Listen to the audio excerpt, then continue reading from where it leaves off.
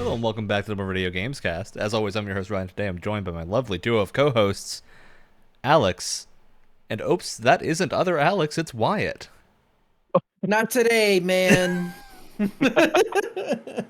All right, well, we have a packed schedule today. We're going to be talking about Gamescom because last week we were doing our Game Pass episode, so we did not have the time to go on about Gamescom, and now we do. So we're going to go through Gamescom, and we're going to go through the Nintendo Partner Showcase and Indie World Showcase that just happened as well. We've got a lot of stuff to talk about, so let's jump right into it.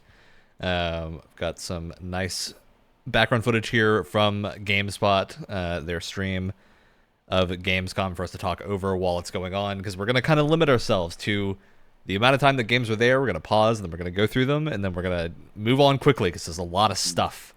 All right? So, There's a lot of things.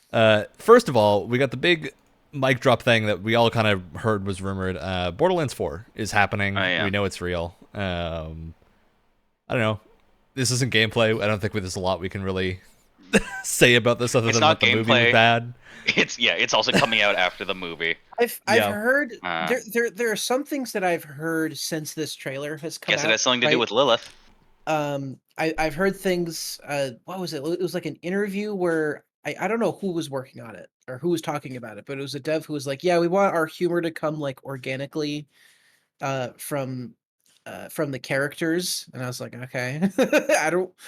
That could mean so many different things, but okay. Yeah, that's a hard wait, sentence. organically, there's going to be more jokes about sensitive body parts. And I would have it no other way. Can they have more than they already had in 3? There's always there's always the possibility for more, Wyatt. Notably, I will say this trailer does not have the kind of Borderlands aesthetic to it. Yes. No, it doesn't. Yeah. So I'm curious as to what kind of aesthetic changes we may or may not be getting. I would bet it's not much. I have a feeling it's just a cinematics angle for this, because Borderlands look is so iconic. Well, that's the other thing. Say what you want about Borderlands 3, it has a really nice look to it. I think they found a good equilibrium of that art style, but also making it look more modern. Yeah.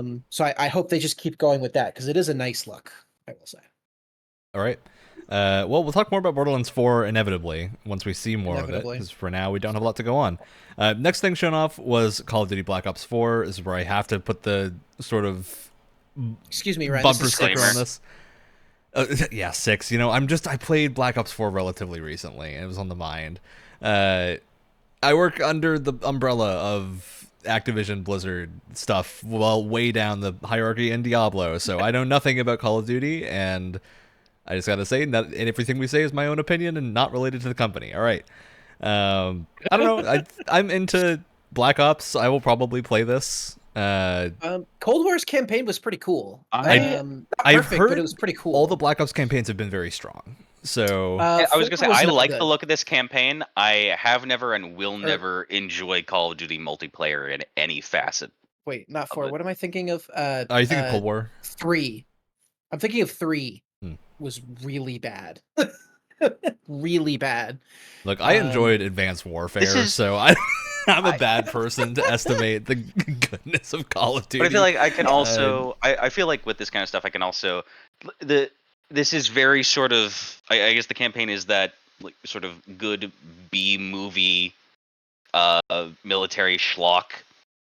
Yeah, I will say I love the what they're going for here. I think involving, isn't it Reagan is involved at one point? Yeah, Reagan. There is a straight up a 3D model of Bill Clinton in this game. I think it's great. I think this is hilarious, and I'm excited to see the insanity that is involved in this game. That's the guy from Cold War, right? On the Adler. He's a cool character. He was kind of neat. Yeah, I wonder how much this has to do with Cold War, because it seems like they want to bring back some of the, without spoiling things, it seems like they want to bring back some of those kind of story elements, and because Adler's even here, that means that they went with one of the endings and not the other. Oh. But there were multiple endings to a Call of Duty campaign? Yeah, a lot of them have multiple endings. Really? Yeah. A lot of the Black Ops ones do. Yeah, Black Ops 2 has multiple endings. There's like branching storylines and some optional stuff you can pick up. similar to with Cold War. Yeah. All right. Moving on from Black Ops, we have Goat Simulator Remastered. I think this trailer is probably the best thing about this game. So yeah, I was so awesome. I'm just like, what is this? I was just like, is this some like kind of weird, cool genre bending thing? And then the more it clowns on it, the more I'm just like, wait. It was wait. really clever and well done. I think it's so funny because I feel like the people who make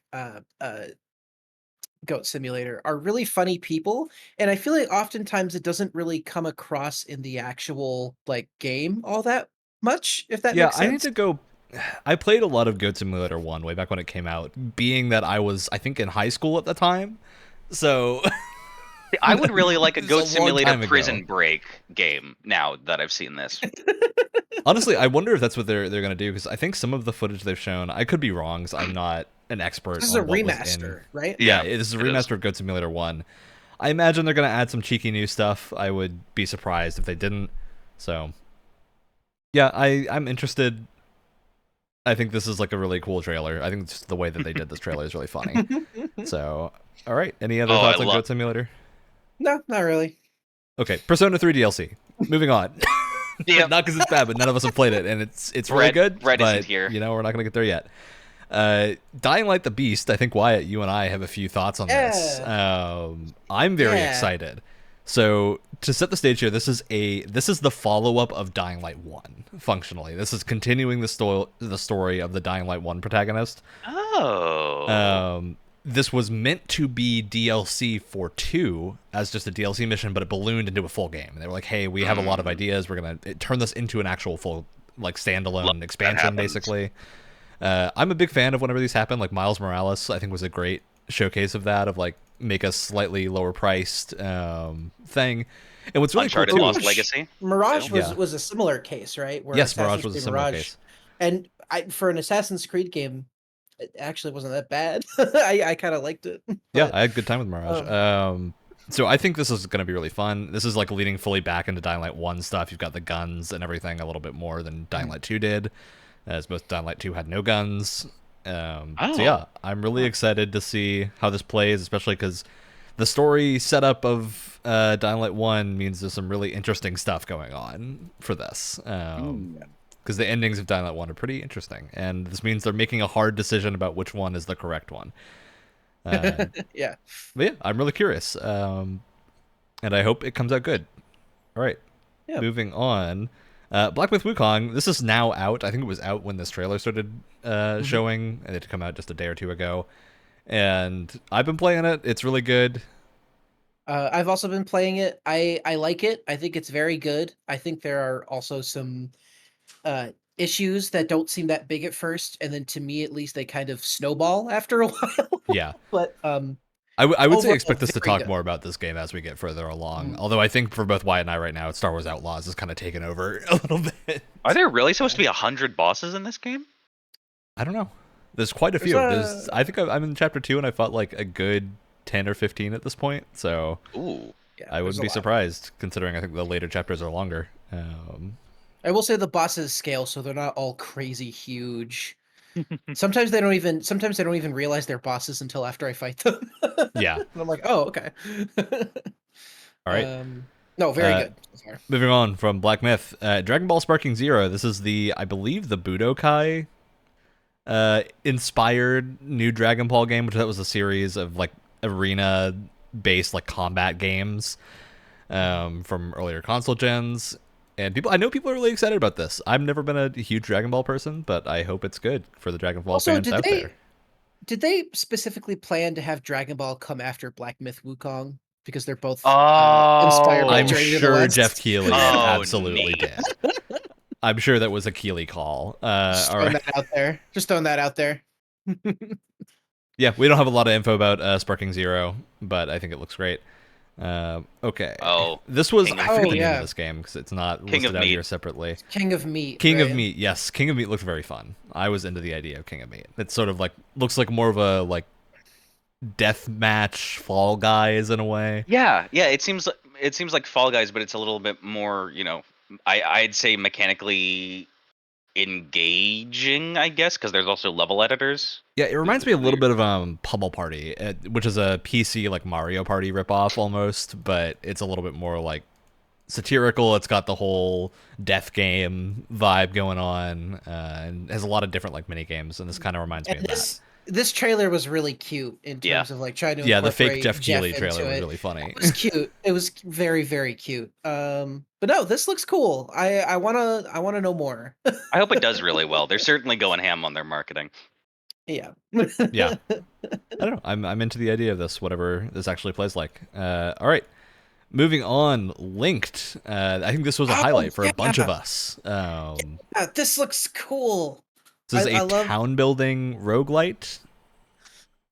Yeah, I've realized over the last few years that I've been getting into roguelikes a lot, but I specifically really like roguelikes that have some sort of secondary kind of Same. side of gameplay to it, right? Like I like the idea of, oh, you're going out and you're doing the roguelike stuff in service of something, whether that's Hades with its kind of like with its story and a lot of its characters, or we had talked about Dreamscaper a while ago. Cult of the Lamb does something very similar, so I like that loop quite a bit. Yeah, it works exceptionally well for Cult of the Lamb, so I would be very excited to see how it works here. Because I think this is a great art style. It looks fun to play. It looks gorgeous. I love this like kind of techie, kind of cartoony, like Saturday morning cartoon sci-fi kind of. Great way to put it. Yes. Yeah, really hyped for this. I don't think we have a ton of information left to go off of on it, but town building is involved, which always will get me in. And fishing. Yeah, and fishing. So I'm 100% in for this when this launches early in October, or late in October, I guess, but early access in October. Okay, Bloom and Rage. This was an interesting looking one, because I think this, I don't remember what studio this is, but this is another one of the like we started a band games that there's been a few of. Yeah. Honestly, I'm kind of into this one more than some of the others. I think I like the art style a lot. I think the character designs are cool. Yeah, look at the lighting. Well, it doesn't have like exactly the excellent. stylization. I think the color palette absolutely screams Life is Strange devs. Yeah, because it seems like the shtick with this is that it's picking up sometime afterwards, and that something went wrong. Of like the characters are now adults and they're bringing back something. There was some TV show like that. I think it was called Yellow Jackets or something like that. That had the same premise, kind of. And it's also split into 2 episodes, which was another interesting thing. It is kind of like an episodic thing. So I hope this is good. It seems interesting. We don't have a lot more to go off of. All right. No More Room in Hell 2. This is the Left 4 Dead sort of shooter thing. Oh yeah. You know, I think what else have these guys worked on? This is, I believe, Torn Banner. It's Chivalry. Right. And I'm very interested because of that. I do think maybe a zombie shooter is the most boring thing they could have done next. Especially because it's just a straight up zombie shooter with no extra element, at least from what we've seen so far. Like, I would have taken a medieval zombie shooter. Like, give me Chivalry, but it's zombies over that. Great. I think I would have enjoyed that more. But, you know, I'll probably play it just because Torn Banner is a really good studio. All right. We saw Arc Raiders again. So Arc Raiders, I feel like, hasn't it kind of changed its genre a couple of times? Yeah, I don't know if it's feel like like full pivoted. They pitched it as some sort of like PvE thing, right? And now It was like a from what I PvE understand, extraction thing for a little while. Yeah. Well, it still kind of is an extraction thing, right? I think so. I'm not entirely sure. The gist is we'll find out more about this game when it's out. I think all of us are kind of a little confused about what exactly is happening, but I'm interested. Yeah. Well, I mean, do you know what else these guys have made? You're going to tell me. I get the sense you're going to. This is from the same studio that made the Finals, which is very interesting. Yeah, I mean, you and I have had a ton of fun with the Finals, so... The Finals is great. It's just strange that they're also working on another game when the Finals is, in terms of like a live service game, still kind of in its infancy. Especially if this is also going to turn out to be a live service thing. That's... Well, and the crazy thing too, this was announced, I think, before the Finals was. Yeah, I believe it was. And then the Finals just kind of blew up. So it was announced and released before this. It's just very strange, especially for like a relatively new studio with a bunch of like experienced players, but like fascinating. Well, I'm sure we'll talk about Arc Raiders more if we get some more information on it. Because it seems everyone's really confused. Next, we saw Infinity Nikki. I believe this is a gacha style game that is not combat focused and is instead I couldn't like tell kind of a what it cozy was. game. But I could be wrong about that. I don't know if it's free to play or not. In fact, let me fact check myself on this right now, so I don't. While you're fact checking it, all these creatures are goddamn adorable. They're made to sell plushies of them. Oh, I absolutely. guarantee it. Oh, I would buy a 100%. plushie of the weird floating wizard cat thing. They're very good designs. Yeah, it bills itself as the coziest open world game. You know, everything here is saying to me that this is probably a gacha. Yeah. Which I historically have played a few of, and have kicked myself for most of them because they're bad for my mental health, aside from Zenless Zone Zero because I'm really addicted. But, you know, we take what we can. Oh, those tiny creatures are straight up about to launch her from a catapult. Yeah, I'm just interested in this game because I think the idea of a cozy sort of like town building creature collecting gacha feels a little bit less predatory to me than some of the character focused ones. But we'll see. Is there a way to hide its predatory? That's I my was gonna question. say I have no idea what the that's the devs have thing. done before this to like gauge whether or not it's gonna be turn everyone into the whale, milk them dry. Yeah. I do love how we transitioned Or from not. Infinity Nikki to Yes. I mean, what a great Great transition juxtaposition. into Space Marine 2, which is another game that I think this is coming out next week. We're very excited about this over here. I know hopefully at the least for me. multiplayer isn't a complete disaster. I mean, they're leaning into it hard, so I imagine it's going to be a good time. Because there's some red flags in that department because they canceled their entire like open beta because their multiplayer just wasn't in a good enough state to actually launch as a beta, which is not a good sign. I will say that's not a great sign. That is a concerning thing. But hey, if it's playable in single player, it'll probably rock as a single player experience. So totally. I mean, we know it has a campaign and everything, so I'm absolutely into trying this. We also know that they have a roadmap, and one of the things on there is a proper horde mode, which seems super cool. Because I've always been like, my thing with Darktide is like, I think Darktide's a fun game now, but the part of 40K that I like so much more is this like Space Marines, like the power fantasy, grim dark bit of it, which is definitely where Space Marine fits into things. I would be super in for a Space Marine horde mode. So yeah, I think it's a more fun fit for what I enjoy about the Warhammer setting a little bit more than what Darktide does. Okay. Moving on to Predecessor, which we were just talking about before the show went live.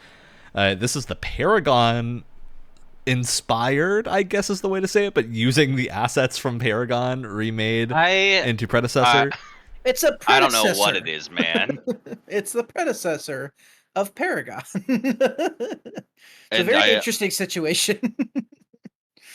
Yeah. Something about this sort of feels like I don't know. It reminds me of Concord in some way, but for MOBAs. Well, I will say I do think Paragon suffered from the same thing that Concord suffered from, in that its character designs are very bland. Yes, it doesn't really have a super identifiable art style aside from vaguely realistic. Well, I was gonna say it's that, and then they're just all from like all over the spectrum of fantasy and sci-fi. I'm just like, oh, this like I get it's like trying to pull from different genres. But it reminds me a lot of the First so Descendant. Generic as well. I think First Descendant kind of has that issue too. Although, I think Predecessor / Paragon and First Descendant have it to a much less degree than Concord did, because Concord also just has unappealing color schemes. A lot of their stuff. What it does have is what I like to call the Unreal Engine gloss. Yes. Oh, yeah. The particle effects and stuff look really good. Which isn't. It's so funny because you can use that to make a game look really good or make it look really cheap. It really just kind of depends. Yeah. I don't know. It's MOBA adjacent, which means I'm going to stay far, far away from it, unless it kind of has more of a de-emphasized. I think we've all learned how we feel about MOBAs. Yeah.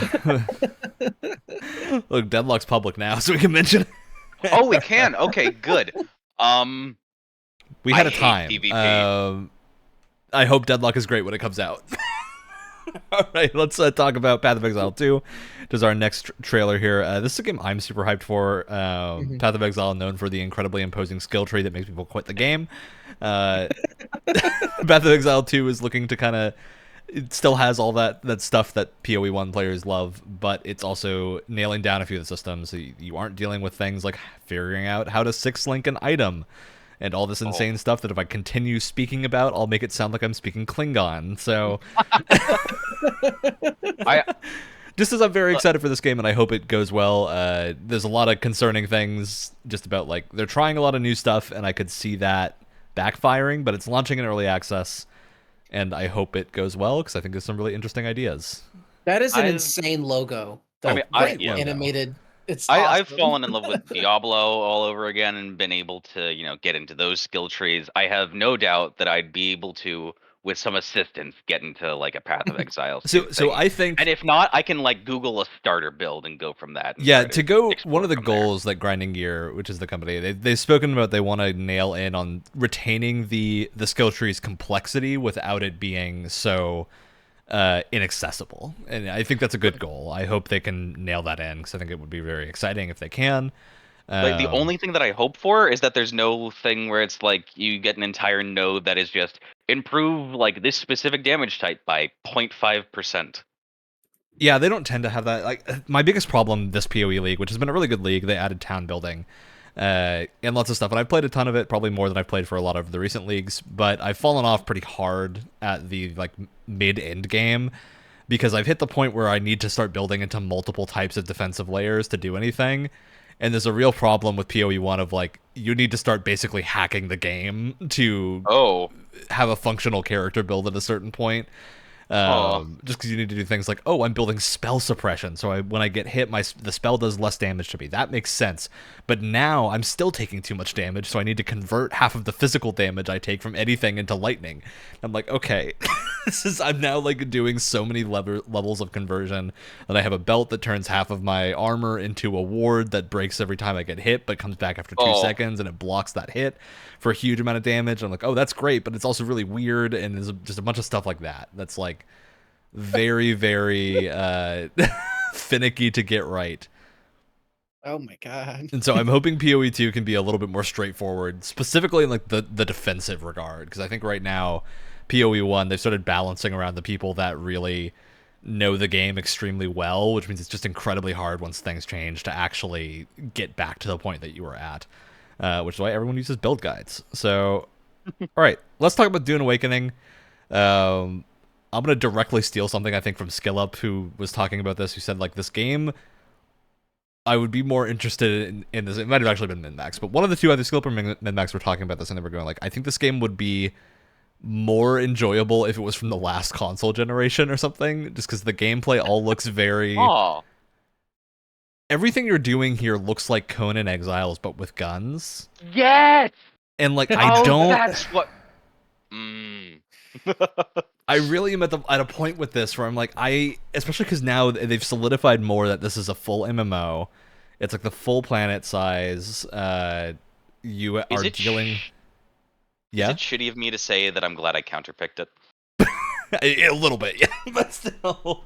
I think with Dune Awakening, like, I'm interested in this game, but I'm not really getting a ton of the Dune-ness, and I'm worried that if I do get the Dune-ness, I'm just not going to want to play the game, because Dune is a setting that I don't want to be in multiplayer in. I think it's just going to be inherently very difficult. If I get this and try to play it, I think the best state of mind I can be in is thinking like, this is Mad Max with a little bit of sci-fi. Yeah, like, I think a lot of this is going really well. Like, I do think the vehicles look cool. I think the still suit stuff looks great. We have freeform climbing, which is always fun. The Dune weaponry looks awesome. Although, the guns are kind of confusing though, because aren't guns kind of, not that they aren't used, but the whole... The thing is that layers, shields are meant to entirely, negate guns, which is why there's sword fighting. So the way that Dune shields work is anything moving fast just gets deflected unless it's a laser, at which point it triggers a nuclear explosion, which is very important. Which That's is why lore people right don't there. use laser weapons when there's shields in use. The melee focus is because with a melee weapon, there's like a specific fighting style where you like slowly start pushing the weapon into the shield, just like to trick the shield into thinking you're not moving fast enough, and then you quickly kill the person. And I super believe it cool. was shown that at least in the newer like Dune in the newer Dune part 1 movie that the Harkonnens did have like that artillery that sort of but this is like huge scale artillery that tricks planetary shields by slowing itself down and then going through. Yeah, because part of Dude. that was that It's not something now like we're getting into normal Dune bullets lore, can but do. the Harkonnen having artillery thing, the reason that's a big note in Dune is because artillery basically isn't used anymore because of shields and other things. It had become like deprecated technology. But of course, the Fremen weren't using things that made artillery bad against them, so there's a bunch of stuff about that. But that's So, like a okay. Dune lore thing. I do think a lot of I this have looks a- cool, but I'm just Oh, I'm the map really, looks insanely really really I have a worried about the question. multiplayer aspect of this because I think the Yeah. Dune. I don't think it's the Dune community. I think it is the Conan Exiles community, and multiplayer is going to be so antagonistic Oh no. that I Oh. really just worried about the ability to play this game as a You solo are going person. to straight up be sold into slavery if you start this game when it's not on launch day. Like legitimately, that is my concern. Is that like a lot of this, and during this trailer, they're talking through most of this. They're talking a lot about like group play and how to do group stuff. So I think if you're a person that has like a clan of people that you actively play games with and you're all going to commit to one thing, this probably will be really fun for you. I think that that's absolutely the audience they're going for. But I think if you're like me or like the rest of us, where we're like, yes, we play games together, but we don't commit to one thing for a long time. We don't like have Yeah. weekends set aside to protect our base or something. I really think you're going to have a tough time going in on this. They said they might look into private servers at a later date. I think that's what would get me in. Though I will say I love the fact that they have thumpers you can call down. Oh And they've yeah. said that like being able to the thing worm with summon. thumpers is if a worm kills you, that is you've lost your stuff. You can no longer recover your gear. That's the only scenario that you can't recover your stuff is if you get killed by a worm. I think that's great. So I That's do- very fun I to do me. have a question for fans of Dune who also love video games and have wanted more Dune video games. Is this the genre that they wanted? Is No. this like what they were asking for? Not for me at least. I will say, Griffin, one of our friends who is a big Dune fan, very into this game. So maybe, Okay. right? Okay. I think it's just we're simultaneously the wrong audience for the type of game of this, and also not mega Dune fans. So I guess maybe it makes more sense if you're like a big Dune person. I like the movies. I haven't read the books before, but it's just it's just that genre is not what would have been my first thought. Definitely. It's not that this bothers me. Like it, I obviously that I'm bringing up it bothers me somewhat, but it doesn't like really bother me. It's just interesting that given this game, there's no canonical place it can exist in the timeline. well, without they've getting addressed into that. spoilers. They're They making have, a hard yeah. turn into that. This game is taking place if a very specific event had changed in Dune. There's a whole Oh! trailer that talks about When it. were they talking about? Oh, I just missed an entire trailer. This was like a It was a while this ago. a Like this was little- not like a show thing. You didn't miss like a show trailer, but there is a. They have done a video talking about like when this takes place and what happened. It's gotta basically find like that. if Paul had never become the like I forget the name of it. Muad'Dib. Kwisatz Haderach, all that. If things had gone differently at that point of the story and it all becomes a very different thing, that's basically what Dune Awakening is. So I think it's an interesting idea. Let's move on for the sake of time into Reanimal, which is from the Little Nightmares devs. This looks very interesting to me. The game The looks thing- like a little nightmare. It does look like a little nightmare. And the thing that gets But me it with looks this like is there's that a lot of it. Little Nightmares 3 is also in the Gamescom opening night live. I guess Yeah. I guess they've really grown their team then. Hopefully, So yeah, they're committing to like two kind of similar games here. which is I think it kind of looks weird. cool. I guess 'cause they do feel the same esque with Yeah, we'll get to the Little Nightmares 2 trailer in a bit. And you'll see how similar they are. But I do think this looks good. I think I haven't played the Little Nightmares games, but I've heard nothing but positive about all of them. So I assume people are pretty happy about this. All right. It just looks so gross. It looks so gross. I think that's what it's going for, and I'm down for it. Absolutely. They're nailing it. All right, Genshin Impact. None of us play Genshin Impact actively, but I will say I think this zone looks beautiful. Wow, it's still getching people. That's about it.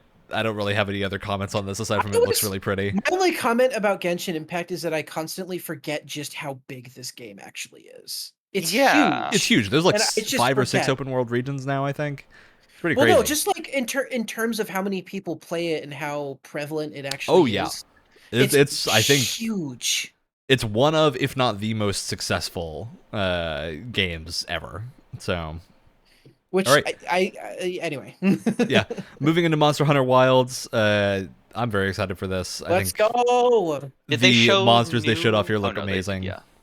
Was that Alex? And I was gonna say, did they show new? They didn't really show like new gameplay stuff, did they? But then they showed like a bunch. Yeah, this is all new gameplay that we're seeing right now. Oh, yeah, this is all new footage. It's not like, I mean, Monster Hunter is always Monster Hunter, right? Like they're never gonna take a hard turn, but. Look at that weapon that man has on his back. It's like an axe, an anvil, and a hammer. It's a great design. I think it's a great sword. It could be a long sword. I think that's a great sword. I love Monster Hunter weapons and designs and like it's a spider with a rose. Things like that. I wish I loved the combat, but I hate its pacing. Dude, Monster Hunter combat's for me. Absolutely very excited for this. Alex, I love you, but you're also insane. I have very specific tastes with this kind of stuff. I'm very well aware I'm in the incredibly tiny minority. You might just need to try one of the shooter weapons, Alex. Try a bow. I think you would like a bow. They're very quick and fast. But yeah, Monster Hunter Wilds looking really good. I'm excited for this game when it comes out. It's early next year, so it's coming up. All right. We had a bunch of DLC showcases. We had the Naraka Blade Point, Tomb Raider stuff. This is a new Fatal Fury thing, which is kind of crazy. Fatal Fury is pretty classic SNK series that we don't get to see very often. It's usually just in like crossovers and like Smash characters and stuff, and that's kind of it these days. Yeah. I think there's a few characters that are in King of Fighters, is it? I could be wrong about that. Yeah, this looks cool. I'm always into new fighting games, and I think SNK typically does really good jobs with them. Mm-hmm. Okay, Mecha Break, we played a bunch of this. Go watch the stream if you want our thoughts on it. There's nothing in here that it wasn't in that footage, so I don't think we have anything new to talk about. Monument Valley 3. Yeah. Love me some puzzle games. I'm kind of glad that a game like Monument Valley is getting this big of a showcase. Actually, that kind of warms my heart a little bit. I love the first one so much, and I haven't played the second one, which makes me really sad. I'm gonna have to go play it now, but no, this is great. Go play the first one. Yeah, it's the second one I believe is also Netflix. Yeah, it was either Netflix or Apple Arcade or something. It was one of the. Yeah, I guess it was. Oh no, there was a Plus version that was an Apple Arcade exclusive. I was finding the right information. Great mobile games, great regular games as well. Seems like this is going to be specifically available as part of the Netflix game stuff. I don't know how that's doing, but I imagine Monument Valley is a good pickup for them. All right, absolutely. Civilization 7. This is the first big showcase for Civ 7. They've talked a bunch about this. The big twist to this time is that your faction civilization can change as you go through the ages, which a lot of people are up in arms about. We'll see if it's well received or not when the game actually comes out. I have a feeling. Is that like? That's not starting from scratch. Is that starting from where another civilization left off at the end of an era? No, so essentially what happens is based on your choices, when you hit an era, your civilization changes to represent what you're doing, and you have choices to make. So it's not like you change factions. It is you sort of become a different civilization that's more representative of what you're doing. Okay, I thought it was like, body swapping type thing, but no, just transformation into another. It is very interesting. Like I think. Well, it's meant to kind of replicate what happens in actual history. Where civilizations, they either fall and replaced by other ones, or they kind of change over time, and it's an interesting idea. Yeah, it's almost sort of like, to me, reminding me of Crusader Kings and a lot of other grand strategy games from Paradox have the idea of like titles, and you can essentially create the nations that are historical by doing the things that are under that title. So you end up creating like the Kingdom of Ireland by doing specific things that were historically done to create Ireland, which is sort of an interesting idea. So And they also showed up a new leader, right? they showed Was off a that in this couple. one, There's been or- a few new leaders. I think they showed a few more at the Nintendo showcase that we'll get to. Oh, in a that bit. was the. But yeah, I'm interested in this. I think I will probably be more into this change than a lot of people. I think there's a lot of doom and gloom about the age thing. 'Cause it's taken from another game. I want to say it was Humanity that did this as well. And Humanity was not super well received at the start. I believe it's a little bit better received now. But there's a lot of worry over that. So we'll see if this actually goes as well as it seems. Next was the Starfield drop of the Rev 8 rover, Yeah. and man, does it make the game better. Yes, it does. Makes the game much better. There's still I still need problems. to try out the update. I do think that It's- the rover existing is a real proof of this should have been in the base game, because I think everyone would have been really excited had it been at the time. But Yeah. otherwise, I've been having a great time running around in this dinky little rover. And it gives me some crazy flashbacks to the Mako in Mass Effect 1, and I say that lovingly. Yeah, in the best 'Cause way. on some planets the gravity can be so low where you can just do stuff like this, and Wing. it is they weren't afraid to make it stupid. I think Yeah, that's it's like when the gravity gets lower, the grip you have also gets lower, so you could do things like go on a low grav planet and just rocket yourself across the landscape. Yeah.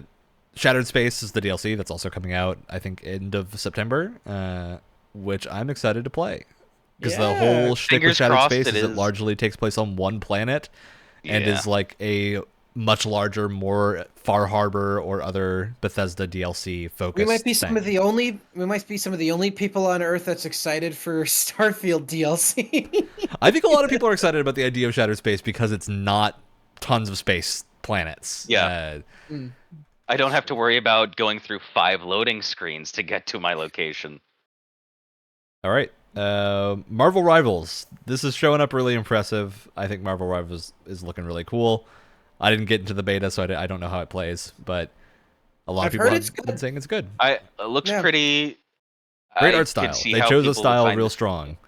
Mhm. Yeah. Okay. I don't know. Yeah, not much to say. Looks neat. I I- heard it's good. I'm not that much of a hero shooter guy, so I Okay. can't.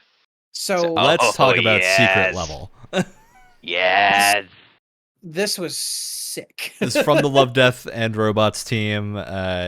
This is a gorgeous looking sort of like anthology series, I believe, set in a bunch of different game franchises. It's got an episode focused on, I think, 15 different franchises. So it's essentially Love, Death, and Robots style, like short stories in each universe. And I think that's super cool. I am incredibly down for this. Some of the stuff they show is crazy cool. They're Tim choosing Miller on like, stage Sifu was choreography. was genuinely like like crying on stage. yeah, because he was like, so these are some of my excited, which favorite was- franchises, and he's just super excited to do this. So Yeah. the fact that we're getting an Armored Core episode is insane. Yeah. I'm just like, I don't know how that happened, but I'm so we're glad it getting did. we're getting a Dad of Boy episode, so I'm pretty excited about that. Yeah. I don't know. I think there's a lot to be excited for here. The fact that Mega Man is getting a show Yeah, too. Mega like, Man. There's a Pac-Man one too. There's one for Sifu. Yeah, Yeah, there's a Sifu one, Sifu which I'm I'm sure really will be excited excellent. I think all of this looks great, and I'll be super curious. Like 40K getting a big budget animation is great. I think a lot of this just looks really good, and I'm very interested in all these things when they air later this year. All right, Super Age of excited. Mythology Retold. This is the Age of Empires creators. It is a mythology version. This came out a long time ago, and this is the remade version of it. I'm very we should excited to say play the- this. Also, We one of our should say Game the- Pass games, right? The current Age of Empires devs are the ones working on Yes. this, and they've done good work with 4. So Age of Empires 4 probably is super gonna- well received. So they're gonna nail it probably. yeah, and this is in our next round of games to talk about for our Games Club. So we'll be talking about it at the end of the month. All right, Probably Towerborn. stream a multiplayer session. This looks so cool. I Love the look I'm of Towerborn. Oh god, not to super play this into fire. this. Castle Crashers devs, right? No, no, this is it's similar looking Stoics. gameplay. This is by Oh. Stoic. So they did Bannerlord games. Oh, wait, No, what was made by the Banner Saga. Saga. I'm getting it all confused. Sorry. Yeah, no, this looks really cool. Again, it seems like it kind of has that loop of like action combat with some sort of other kind of some other half of gameplay to it, which I'm pretty excited about. Yeah, Love the like art that's style. tactical, Oh, sort of yeah. strategic layer. I'm super into this. Was- I always love these types of games. Was something else made by the Castle Crashers devs recently? Yeah, they made a Pit People, which is sort of like a Yeah. it's like a strategy comedy game. Very fun. I'd recommend checking it out. Delta Force Hawk Ops. There's a lot of down on the ground things before like what looks like actual gameplay where it's very like top down. Or am I missing something there? Oh, so here's something I didn't know. This is like part of an existing IP. Yeah. What there IP? was a well, I think it was Well, I think also that's- called Hawk Ops or Delta They Force. show at the like very start something? footage of the old one. Yeah. This was something I didn't really know until this trailer. I did not know it was part of a existing franchise. Hey, Or an I'm all existing for IP. destructible environments. Yeah. It's funny. This shows off really, really well. I feel like a lot of the other things that they've showed off before this have not been super impressive, where it's just a lot of people kind of walking around and not a lot happening. But it seems like they're showing actual gameplay now, so that's nice. I don't know. This is a wait and see. I have no idea. Hey, I mean, I believe this is going to be free to play, so I'll give it a try. I Really? think that the showing here looks really cool, so I'm into Looks trying neat. this out. All right, Kingdom Come Deliverance 2. This is now one of my most hyped games of next year. It was Really? on my list. Really, Alex? Are you doubting Kingdom Come Deliverance? That's insane. No, I didn't think that you were like into Kingdom Come Deliverance. Oh, I love the first game. The first game's excellent. Oh. I will say I did mod it out the saving thing so I could save whenever I wanted, but that was the only change I did. Loved the first one. I'm very excited for the second one. I'm probably going to replay the first one leading up to it. Yeah, I'm just very excited about this. One of the things that has me most hyped is like they've said, I think like 50 to 70% of the map is like cityscape. Or 50 to 70% of the size of the original map is like the size of the cityscape in the second map. So Oh, Jesus. yeah, I'm very excited to see because they're doing Jesus, all right. they're moving into city stuff. I'm very happy about that, and I'm excited to try it out. I think Henry is a great protagonist, and the original game had so much humor and heart, and I'm very excited to see all that again in the second game. They've already shown some of the best side characters coming back, so I'm very happy about this. And hoping it'll be a good introduction for people that didn't play the first one, because the first one had a bit of a rough start if you didn't know what you were doing. So I hope this manages to ease people in a little bit better. The first one is one I've always wanted to play, but it's always kind of intimidated me a little bit. Yeah, it's not as hard as people say it is, but there's a trick in that you don't get most of the cool stuff that the combat can do unless you continue the optional training session at the end of the tutorial mission, and so you have to like go for that and do it, because you'll get all the cool stuff if you do, but if you don't do that, you're going to play the game without half of the tools for combat, which is really Oh unfortunate. my god. Yeah. All right. They did show a Zenless Zone Zero trailer. There's not a ton of new stuff in here. They're just showing off the new characters. Honkai Star Rail as well, getting the same treatment. Then we see Batman Arkham Shadow. Which, Wyatt, I'm super curious what your take on Arkham Shadow is. I hope it's really good. I hope I have such little attachment to VR related stuff that I guess I feel like in that's going to be that the respect, biggest problem for this game, no matter what, right? Is Yeah. the VR. Yeah, There's like, and oh neat, I wish I could play another Arkham game, and then there is well, always I physically can't. there is always backlash when an entry in a pre-established franchise is a VR title. Like we saw But similar that said, backlash like to all of this looks really good. It I think looks that's the super most cool. impressive thing. Because It like most looks of the super time cool. when we get a licensed VR thing or a VR continuation of a series, it's like a really small, silly thing. But recently, like Which we is got what we the got. We did get that. It was like a Yeah, there was a Batman, Arkham Knight experience or whatever. yeah. Half-Life Alex did well, right? Half-Life Alex did super well. Assassin's Creed VR, I don't think it actually sold super well, but it's a great game. It is very good.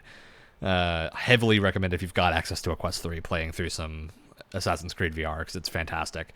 Yeah, Asgard's Wrath 2 is also great. So there are enough, like I would say, like especially the Quest 3 has enough VR killer apps to actually be worth getting for most people. But I do think it's still going to be a platform that's taking a while to catch on. PSVR has been struggling a bit just because of the lack of titles for it. Sony's not giving it a ton of support. Although it did open up to PC compatibility recently. Yes, which is very cool. Is going to help its longevity quite a bit. Yeah, it's always just a hard sell because the Quest 3, like the lack of cables cannot be understated. Super good. All right, moving on from Arkham Shadows, Little Nightmares 3. So we've got Reanimal and Little Nightmares 3 coming out at which one's which? Similar time. I don't know if they're the same dev team or not. I don't actually think they are the same, but I think the creators are kind of split across both. Little Nightmares looks like it's getting a little bit more, I guess. I feel more whimsy in the animations here than I did in Reanimal. Reanimal looks like it's still going like hard into the you are small, everything is horrifying here. Whereas this one, you are still very small and everything is horrifying. But seems like there's a little glimmer of hope. Yeah. In comparison, yeah. Little Nightmares 3 is being developed by Supermassive, which is not the developers of Little Nightmares 1 and 2, which is the group that is developing Reanimal. So something wacky's going on there that I don't know the story to, but I'm sure there'll be some cool breakdowns as we get closer as to what's going on. But I think they both look good. Hopefully they land well. Herdling looks very cool. I'm into the idea of herding a bunch of cute animals as a game. Yeah. I'm sure there's also something else going on here, but I just want to herd the cute animals. Look at them go. Yeah, it's almost reminded me of like a Far or a Brothers or something, like more puzzle focused. It looks like you're trying to like herd these animals to safety or something. Very into that. Puzzle with like a heavy emphasis on narrative as well. Yeah, adventure narrative puzzle game. Okay. Let's talk about Peter Molyneux. Oh boy. Masters of Albion. There he is. Listen, I okay, before we talk about this, I just want to say maybe there's something that I've missed about the man himself. He seems like a nice enough guy. I want to get that out there. He seems like a nice person. I obviously don't know him behind the scenes, but he seems likable. He seems like a nice guy enough. Just everything when you give this man a microphone and you put him up on a stage or something, everything that comes out of this man's mouth is just like over exaggerations or just straight up lies. So I have really mixed feelings on this game because this is set in the same setting as Fable. I don't know if this is officially like a Fable game or not. I don't think so, because it doesn't seem like there's any Fable branding anywhere on this. If it would be at an Xbox show and not here. Like, this is the type of thing where I think what I recall hearing this somewhere. I could be wrong about this, but I believe there was a thing where like Peter Molyneux was doing an interview and early on was like the setting of Fable can't be copywritten or something just because of how generic it is. So I'm wondering if that's what's going on here. Some sort of legal loophole, which here's the thing though, like sure, if it can't be copywritten, I guess that's one thing, but like you're trying to confuse people. It comes across like you're trying to confuse people. I'm not saying that that's what he's trying to do, but it definitely muddies the water of like, oh, maybe we can attract some Fable fans. Again, not saying that that's actually what's going on. I have no idea, but one could interpret it that way. Okay, here it is. So he talked about it in an IGN interview.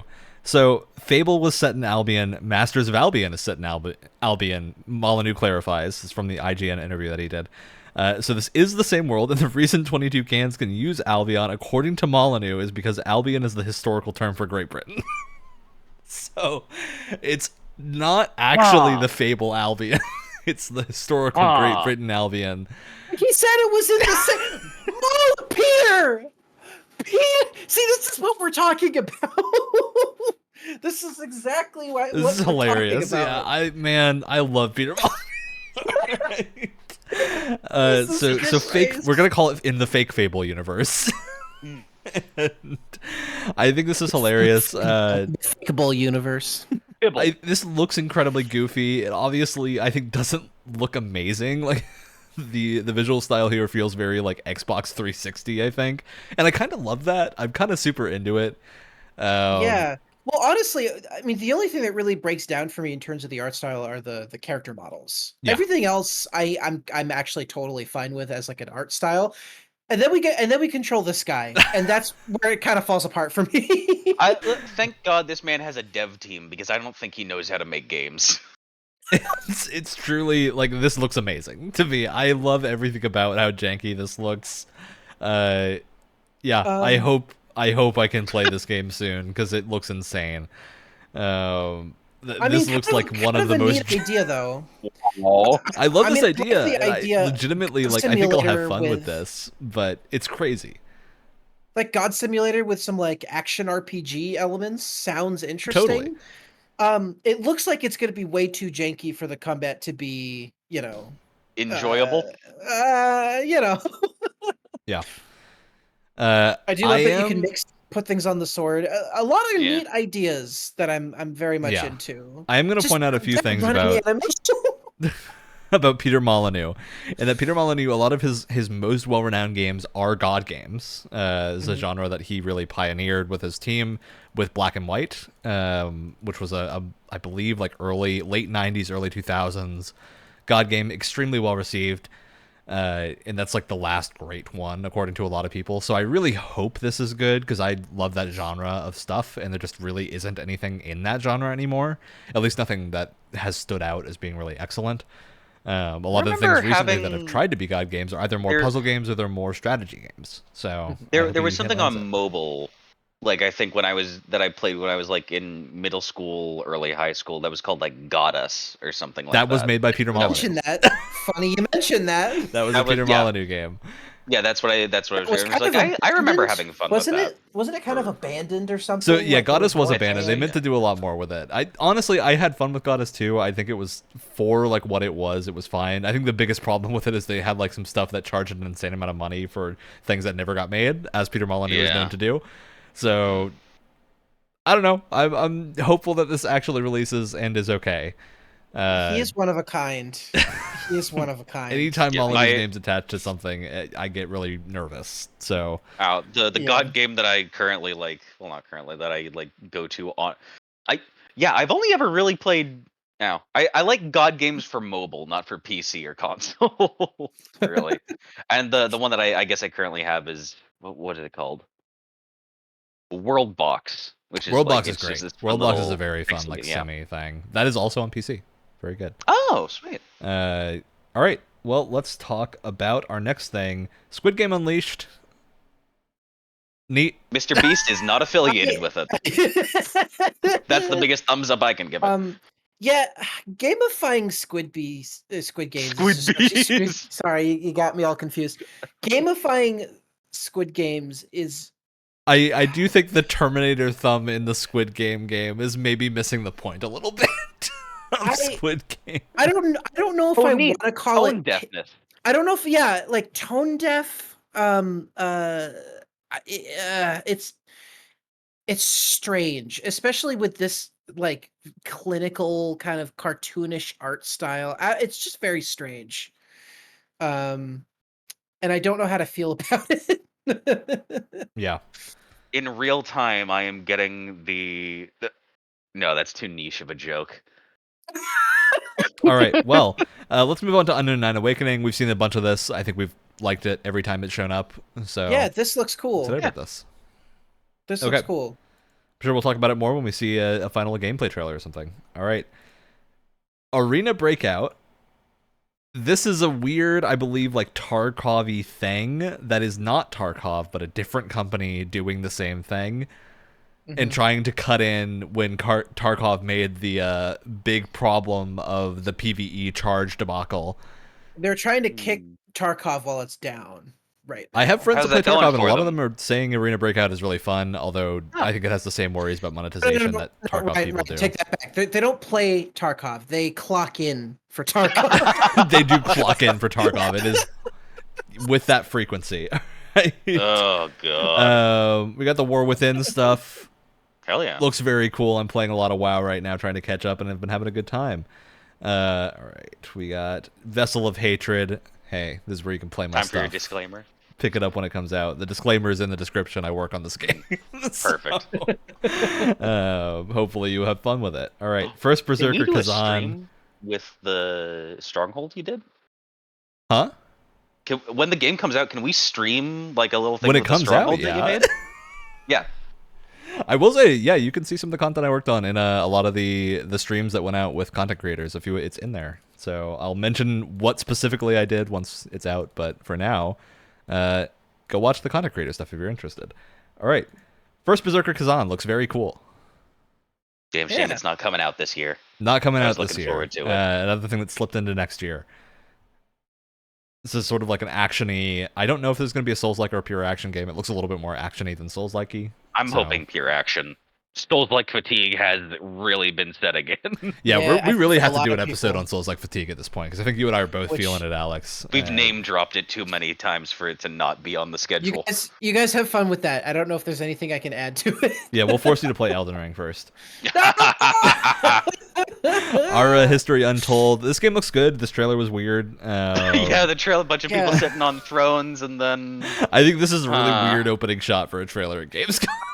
So I definitely get what they're going for. Just don't open with it. It's very strange. Yeah, It's otherwise, very excited about Ara History Untold. Looks fun.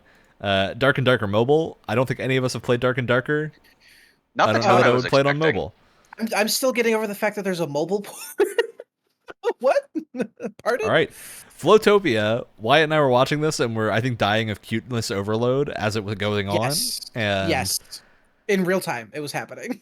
yeah, I feel like this is one of those games that I'm just going to lose a few hours to making some cozy island things. This reminds me of a lot of what at least this looks like is a less stressful Animal Crossing, which, sounds like a good time. Where you don't have to pay taxes. Which is great, because I have a little bit of the inkling in the back of my mind going, is this going to be free to play? Oh no. And I want to know. Let's find And out. it looks like they took the cat bus from My Neighbor Totoro, so that was nice of them. Yeah, it looked like a Oh, cat bus that I think might be an axolotl bus. Was this in the Nintendo showcase, or was this part of the Gamescom thingy where It we is were- free to oh, play, no, though. Oh no! Uh, The what was it? We were watching something in the Nintendo showcase where there was like a meat cat bus. No, there was a meat pig bus somewhere. what? I'm sure we'll find it. Yeah. Indiana Jones of the Great Circle. Also very excited about this. Looking good. yeah. I want more. I want uninterrupted gameplay. I feel like we get a lot of snippets without UI, and we've gotten a lot of the cutscenes. They made it very clear that they're getting the story right. They're getting the character of Indiana Jones correct. I want more gameplay. I want. They've also like, really 10 said minutes. they're not focusing on like gunplay for this. They're really aiming for the fisticuffs and whip being Which your is main tools, absolutely Nice. fine. which I'm super into. I see them using guns in a similar way. For a recent example, the way that it's used in Star Wars Outlaws, where you just kind of pick it up briefly, you use it, and then you kind of toss it to the side. Which, if that's how they want to implement it for an Indiana Jones game, I think that works perfectly fine. Yeah. All right. But Very again, excited. I want like 10 minutes of uninterrupted gameplay before I really have solid thoughts, I guess. Okay. Our final thing here, Mafia: The Old Country, a brand new Mafia game. Looks Set in interesting. Italy. I've Yeah. Was not- it Italy or Sicily? Crap. Great question, Alex. I don't have the answer for you. Um, You're getting too detailed for a show in which we're talking about 50 different games. Looks very interesting. I think the past few Mafia games have been pretty well received, so this might be a good spot to jump in. Maybe not Mafia 3, but Yeah, the remaster of one in Whatever. particular, I've heard a lot of good stuff about. yes, as have I. All right, let's swap over to the Nintendo World Showcase and go through. they some don't have stuff. anything. That video didn't have anything from the pre-show. That didn't have anything from the pre-show, which that's a good That's point, upsetting. Alex. We'll talk about pre-show stuff at the end. Okay. I'll find Because I was getting most of the things that I was interested in are from the pre-show. Yeah, so let's quickly mention the pre-show thing here. I'll make sure to find some footage Also, of that. is this a good time to mention how confusing Gamescom is to follow? Oh, incredibly. Yeah, I think a lot of that is that Gamescom is meant to be more of an industry thing and a big like fan event in I believe it's in Germany. So it's not meant to be like an E3 situation. I think it's just now, like, with no E3, people are gravitating more to it. So there was a lot more like big announcements this year than I think we usually get at Gamescom, which did make it hard to track. There was a lot of difficulty figuring out like what is going on when. Yeah. All right. Swap out over to the Indie World Showcase. So this was a double hitter of Nintendo Direct Partner Showcase and an Indie World, which is basically they have a bunch of indie games and a bunch of Nintendo's second party, I guess you would call them, games that are not Nintendo in-house or Nintendo Studios, but things that are basically endorsed by Nintendo. And yeah, we started out with Balatro content, which is always fun because I think we like Balatro here, although I think I'm actually the only one of us that's played it. And Dave the Diver stuff to go along with that. And Dave the Diver stuff. We'll get to Dave the Diver later. But yeah, Balatro started with showing off The Witcher, Dave the Diver, and Among Vampire Us. Survivors. And was it Vampire Survivors or Castlevania? I think Vampire it was Survivors. Yeah. We got a bunch of just card themes for Balatro. I don't think any of this actually has gameplay effects. It's cute. Cute. Having played Balatro, I wouldn't be able to tell you. But the Among Us thing seemed unique. I think it's unique animations. I don't believe it is actually unique cards. I could be wrong about that, but I believe that is the case. Yes. All right. Okay. Neva. This Find game some looks footage so pretty. Very into Neva. And it's coming soon too, so I'm very excited to get my hands on this. I never played Grease. It's actually a game I've always wanted to do for our Games Club episode. Maybe we can squeeze it in right before the game comes out. I'm pretty sure Grease is on Game Pass, but this looks insane. This like high contrast. Oh, it looks so pretty. Okay. I love Ghibli-esque goo monsters with masks. Very into Neva. Moth Cubit. I think I'm really into Moth Cubit. I think this was one of the highlights of the show for me because I had never heard of this before. And I think it looks really interesting. I'm a big fan of minigames and this little moth creature. And I think that's fun. This is like the perfect type of game for the Switch because it's not going to be super hardware taxing. Big corporate mysteries too. Fun stuff. Okay. Come on. OBS, behave with me. All right. There we are. Next was Coffee Talk. Coffee Talk is a game that's been out for a while. They're making a Tokyo Coffee Talk, which seems like another good follow-up with a little bit more colorful characters. I know people that have played this game really love it. I've never heard of Coffee Talk before. It's one of the indie darlings of a few years ago. It's basically you serve coffee to people and you chat with them, and that's the game. Oh. I mean, pretty simple. That sounds great. That is my job, so I think I'm good. But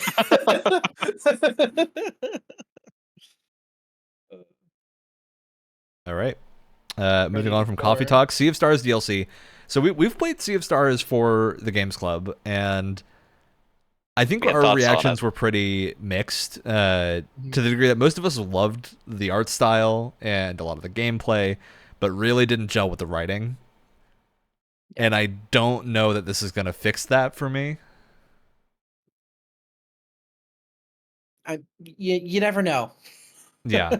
I do think this looks super fun to play. The new character looks cool. There's a lot that I really like about the Sea of Stars gameplay stuff, but I think for me, like for a JRPG, the writing is paramount. And it just wasn't strong enough, at least when I was playing it. There was a lot of stuff that was taking me out of it. Power Wash Shrek. Oh, yeah. I just love that this exists. 40K. And I believe there's a SpongeBob Power Wash. I could be wrong about that, but I believe there's a SpongeBob thing. I wouldn't doubt it. Maybe I had that as a fever dream. We'll find out. Okay. This feels like a fever dream. Look, this showcase did feel weird. Morsels. This is another thing that looks really cool. Annapurna Interactive knows how to pick indie games. and this Them and looks Devolver very Digital really just never miss. yeah. This seems like a Nightmare Fuel indie actiony thing. Oh yeah, I love love the them. crazy frog saying "love them." Oh, I thought that was a mound of something. I didn't know that was a frog. You know, I'm not gonna go back for us to check. So, Oh, we'll see him again. Don't worry. Frogish mound. All right. Frog mound. Moving Snake on train. to Date Everything, which I think Alex for you is the Yes. highlight of the show. Yeah, I'm not gonna forget this, whether I want to or not.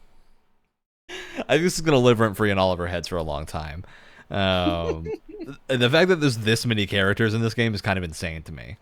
So, I don't know. This is an interesting concept. Cabrizio really. I don't know how to handle this game. I think. Oh yes, Doug, your existential dread. You can even date abstract concepts.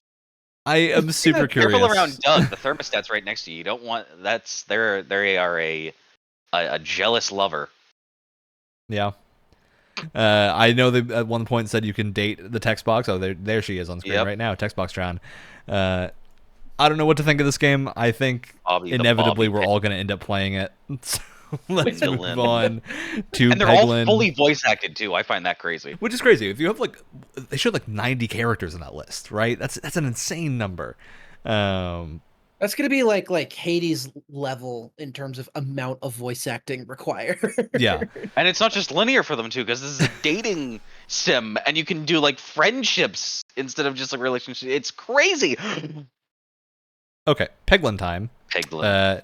Peglin's really fun. I've played a ton of this game on PC. It's coming to Switch. I think this is a perfect Switch game. Peglin's really just a very enjoyable Peggle roguelike, which is an insane thing to say, but it's very cute. It's very fun. It's your little goblin, your little gobbo who gets items and does Peggle, and that's very fun. You should all play this. Who doesn't love Peggle?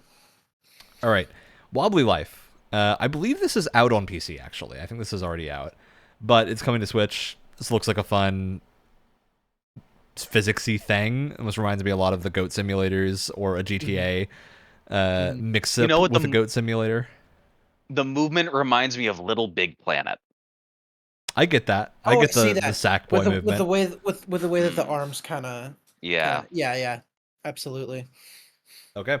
Yeah, kid-friendly GTA. Is that how you described it before, Ryan? Yeah, that's what I said before. Pico Park 2. I believe Pico Park 1 was exceptionally well received. And this also looks fun. I think this is a showcase of what you can do with a minimal art style. Is it still appealing to look at? And I think it looks very fun to play. Like, and I mean this in a good way. It looks like Unity default sprites, which is great. Or I think in a more appealing way, it looks like a Flash game, and I've got a lot of nostalgia for this style. Absolutely. They have said repeatedly that you can do any number of players up to the maximum and on most levels, and I think, or if not all levels, and it will accommodate for that. So I'm really curious how that'll work. Seems very cool. The whole tethering system is very interesting. So yeah, very fascinating looking. I remember game. playing a Flash game with this exact mechanic. It almost reminds me of this crazy multiplayer WarioWare type thing, where it's just a bunch of little mini games and stuff. All right, let's hop into some stuff. Shovel Knight, the deluxe. Dude, we're still getting more. We're still getting more Shovel Knight after all these years. Dude, Shovel Knight's going strong. I can't wait for Mina the Hollower, which is their next thing. Yes. Europa looks incredibly gorgeous. And it looks like it's running well if this is Switch footage. So that's very good to see, especially considering how good the game looks. Cuisinier is another thing that I'm pretty excited about. I'm always a fan of these crazy thematic adventure action games. And this one, you're running a restaurant. And I'm a big fan of you run the restaurant by day and then you go adventure by night. Hell yeah. On Your Tail, the furry detective game, as Alex lovingly put it earlier. Yeah. Looks cute. It must really suck for artists that you can't make anthropomorphic characters anymore without it just being immediately labeled as a furry game. Hey, the one who said it's an artist, so yeah. Plucky Squire looks great. Metal Slug Tactics, it looks interesting as well, but I think Plucky Squire is definitely the highlight here. Oh, the badger's face I'm is covered in honey. I'm so Oh, excited. I'm so excited. Me as well. Very, very happy about that. Pizza Tower coming to Switch. Very exciting. Then we got to see that was the Indie World Showcase wrap up, and moving into the Partner Direct. Tetris Forever, which looks very cool because this has a bunch of apparently like documentary and behind the scenes footage of Tetris game development, bonus content stuff. Yeah. which is very interesting. I love when games do that stuff and give you more of an insight into what is going on and like the history of the stuff. When there's concept art galleries too. I mean, there's not really going to be a concept art gallery for Tetris, but for other games. Yeah, a lot of the fighting game collections we'll see later have the concept art galleries. But this is super fascinating to me because Tetris has like a bunch of weird games that I think most people in the West have never played because they were very much like Japanese only for a long time. So I think this is a cool collection of that stuff. Moving on, Star Overdrive. This is, I know, Wyatt. Here we go, to Wyatt. talk about. I think it looks very cool as well. I love the style. I love just like quirky, cool looking sci-fi settings really do something to me. I don't know how else to describe it. You excited to have permanent access to the Dungeons of Hinterberg board? Yes, absolutely. I need to bring that in every area in the game now. No, this looks neat. Something that you pointed out before the show starts, Ryan. I want to repeat this. I want to make this perfectly clear. Do not want to play this on a Switch. I think we'll be able to struggling see a some of little the bit. frames in stream, right? I'll get this on PS5 or PC when it comes out. Oh, wait, I it do literally not- had the Breath of the Wild Tears of the Kingdom stamina circle in the same place that it does as Link. That's fine. It kind of, if it feels anywhere near as good as oh god, no, what's it called? God damn it. What's that Heart Machine game that isn't Hyper Light Breaker? Not Hyper Light Solar Breaker. Ash? Not Hyper. Thank Solar you. Ash. That's If it feels anywhere as good as Solar Ash, then I think we'll be in business with that one for sure. All right. Well, speaking of something that looked like it had performance problems. Oh, Ghost Rider this is 3 the on one. Switch. Yeah. Wow. You can This see is them. looking crusty. This is, I think, really pushing the Switch to its limits. Even as a demake, you can hear the engine crying. Yeah. This is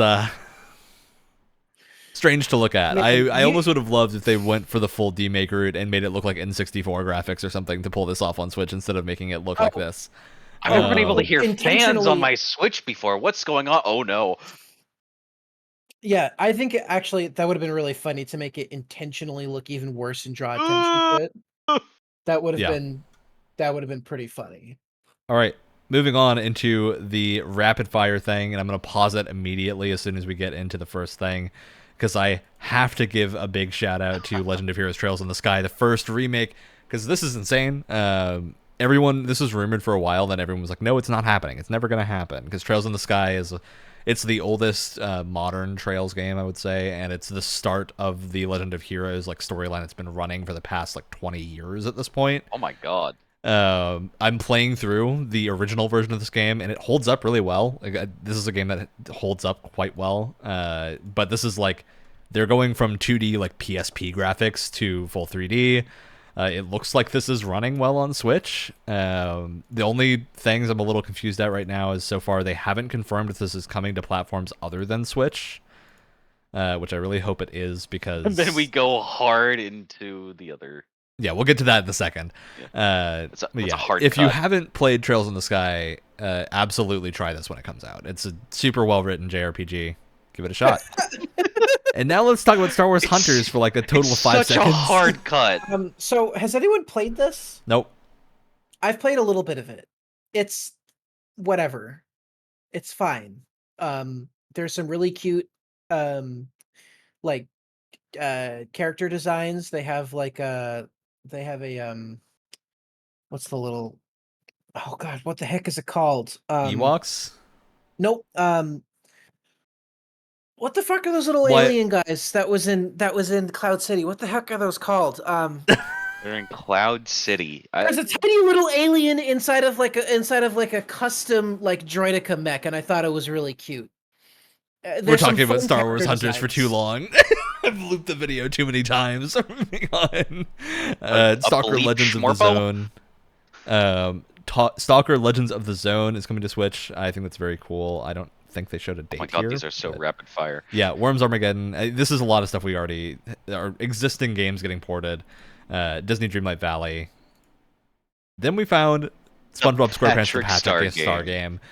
This looks really cute. I'm into the goat simulator, but it's Patrick Yeah. vibe that this has.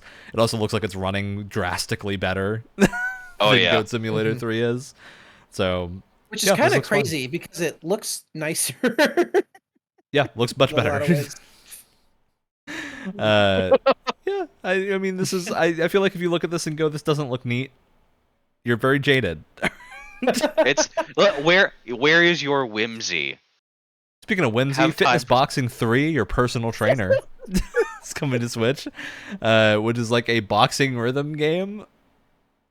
You know, I'm sure With a some quick people start really like mode it. where you don't have to go through a bunch of menus. Yeah, you can play which is sitting something that down, they- which I feel like you I will probably say, could have done regardless. Nintendo has a surprisingly good history of like. Oh yeah, fitness we games. got. I will Look at say, these fitness songs. We boxing got games are "Baby well One More received. Time." Fitness boxing games got, are very much well Someone- received. As someone who actually owns and uses Ring Fit Adventure, it's actually really well made. I definitely like to pay to go back and to have some attention on some of the songs there. We got "Baby One More Time," and then as you pointed out earlier, Ryan, we have "What Does the Fox Say." Yeah, I'm hoping. I don't know where exactly when they. Put That's it up. definitely a song I'd like to punch someone to. Yeah, that seems pretty great. Capcom Fighting Collection 2. This is notable because it has a lot of the SNK Oh, games that yeah. are really hard to find now. It's just a really neat collection of fighting games that comes with a bunch of cool pixel art stuff, or not pixel art, concept art. Project Justice is insane, and Capcom Fighting Evolution. These are games that are like crazy to have on a modern console. They're very niche, but very fun. Plasma Sword and Project Justice are things I would heavily recommend checking out if you're a fighting game fan. Fighters. Project And then Justice Power is a Stone. great name. Power Stone is legendary. If you haven't played Power Stone, you need to play Power Stone in your life. Then we get the Capcom and Marvel collection, Hell which yeah. is This is what I've super notable because Marvel vs. Capcom 2 has been really hard to find for a very long time. It was taken off of a lot of storefronts a while back, so getting a digital version of this like easily available is very cool. Because Marvel vs. Capcom 2 is like still a tournament played fighting game quite often. It's very, very popular. Okay. Cool. Next, Game Atelier preservation. Yumiya. Yeah, Video game preservation. preservation. We like it. Atelier Yumiya. This is notable because this game looks like it has a much darker tone than the other Atelier games. I'm a big fan of the series, so I'm hoping this is good. This definitely looks a little bit more full JRPG than the other ones, which typically are pretty cozy and there's not much going on. This time there's like towns burning and something This going doesn't on. look very cozy to me. You got So- enough cozy game time. Genocide. Yeah, Time to the waste main the- character has like time a to waste staff that is also a gun. I'm into that. So That's pretty cool. Yeah, I think this looks very fun. I'm into Atelier Yumiya. Let's move on to Suikoden 1 and 2 Remastered. This is a huge thing just for game preservation in general too, because Suikoden is a series that has been very hard to acquire and as such has become incredibly expensive on the secondary market because of that. So getting real copies of this game is very cool, and I've heard they have aged incredibly well. So I'm excited to give those a try. Dragon Quest III HD 2D I'm very into just because I love the HD 2D art style and I love color, and this is the first HD 2D game that looks like this, aside from Live Alive. Live Alive also has a ton of color. But I think this looks great. Hey, Monster Wrangler. Yeah. Moving on to Castlevania the Dominus Collection, Yes. which is the Let's DS games, go! notably excluding Aria of Sorrow. Was Aria of Sorrow DS as well? Or is that... I believe it was. Yeah. Yeah, but I'm surprised because Dawn of Sorrow is here. I figured they would have put the two in a collection together, but they did not. Otherwise, these look really fun. These games kick ass. Yeah, the only one that I've played before is Really- Dawn of Sorrow, which I remember being Dawn of excellent. Sorrow. So, Dawn of Sorrow is fantastic. Yeah. And then Civ 7 on the Switch. yeah, this was the trailer we were talking about that had some of the other leaders. How shown is in that it. going to perform? Honestly, it's honestly, a this strategy looks game. okay. It matters less. I think it matters less if it's a like a turn. From what they're showing here, it almost looks like it's running better than Civ 6 does on the Switch. So I'll take it. Next, Tales of Grace's F Remastered. This is notable because this entry in Tales is really hard to get a hold of now. It was, I think, locked to the PS3 for a long time, and you can still get a digital copy of it relatively easily, but still it's at full price. So you want to shell out full price for a digital PS3 game, go ahead, and then otherwise it's been basically unattainable. So I'm excited to see a copy of this come out that is actually playable. This is one of the Tales games that people say has like the best gameplay in the series. So I'm very excited to give it a try because of that. It does look very fun to play. And love me some over-the-top action moves. All right. Sounds like a bunch of game preservation stuff going on, which is wonderful. Which honestly, I feel like is this big strength of the Switch, is getting these like remasters and HD versions of older games. It's why whenever I see reactions of like, oh, another remaster, so lazy, I'm like, no, this is so important though, to have these games on a modern platform. Yeah, I mean, it's also from like the perspective of development. I think the availability of these and the fact that you can pay for them again is a big reason why they're getting made, because it's hard to justify putting work into remasters when you can't get money off of those. So the fact that they're selling well, I think, is showing people that, yeah, it is worth doing these remasters on consoles. Just like where My Sims is coming as well, another remaster. That's right, of some older games. Which I remember these. I played these when I was a kid, and I think they were pretty good. So I'll be curious to go back, especially into Kingdom, because I remember playing Kingdom. I don't think I ever played the first My Sims. I remember seeing commercials for ads for My Sims as a commercial in between when I was like staying up late watching a Goosebumps marathon. That's how old this is.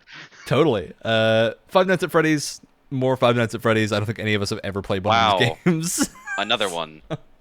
I'm sure someone is really excited for this. Security breach. And then another rapid fire set of stuff. Epic Mickey Rebrushed is a big note, because I know a lot of people love Epic Mickey. And it's been hard to find. So getting a version of that playable is very cool.